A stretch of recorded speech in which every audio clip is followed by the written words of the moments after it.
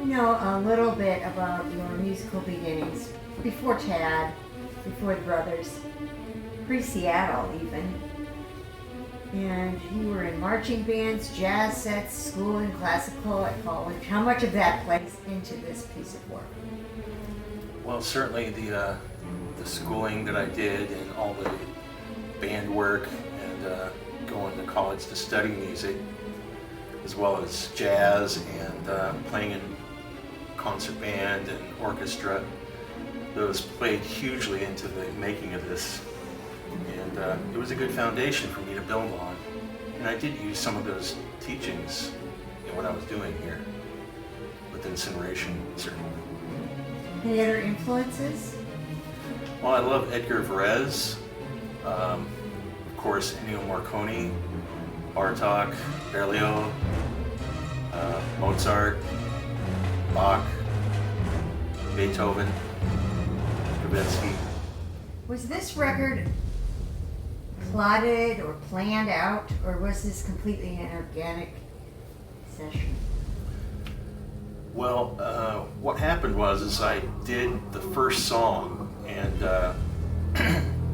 it was basically just to have fun and try something out, do it differently, use some synths and various percussion sounds and whatnot, vocal techniques. And it wound up being a song that I posted on SoundCloud just before Halloween, and my friend Peter Scarabello saw it and heard it and liked it and said, "Man, do you have any more of this stuff?" And I said, "Yes, I do." And so I did some more, and then that's how we got to this point.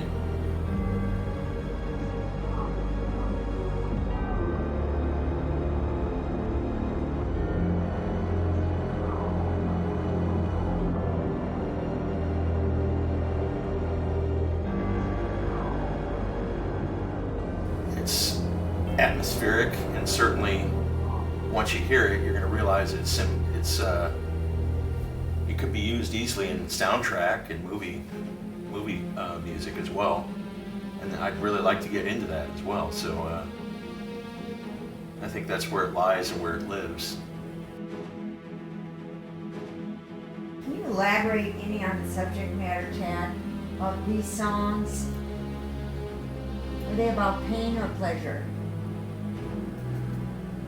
Well, a lot of these songs' subject matter comes from being a tortured soul, like everybody else on this planet.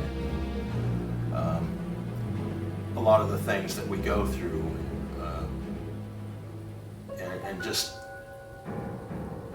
things that revealed through being quiet and sitting with myself and not worrying about what else is going on around me, just being present with what it is. How did you incorporate a feeling of pain and pleasure in this project? Well, I think that the pain came out in the music. The experience of life, certainly not unique to me, but I mean, the way it comes out, I think, is a direct extension of my psyche and how I lived my life. Well, writing this record was very, very fun for me, and very pleasurable and satisfying. I found myself writing it and playing parts here and there, and I would be laughing out loud and being really excited about the sounds and stuff and what was happening.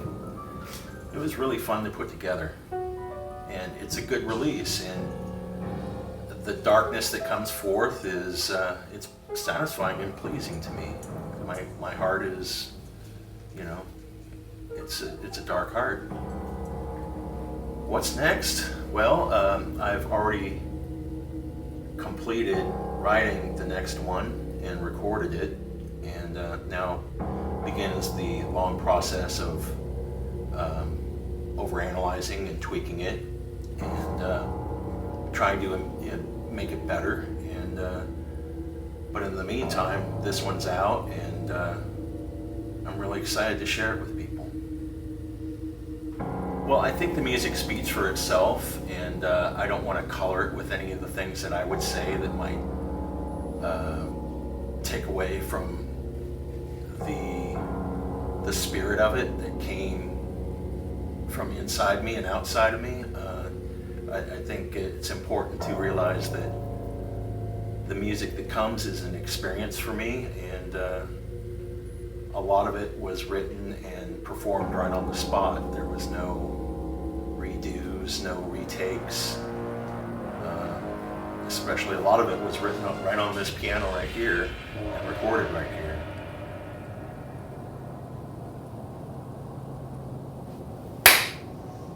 Well, the gentleman putting out the record, his name is Peter Scartabello. He's an actual composer and has a record label, and he plays music, and he's a multi-instrumentalist.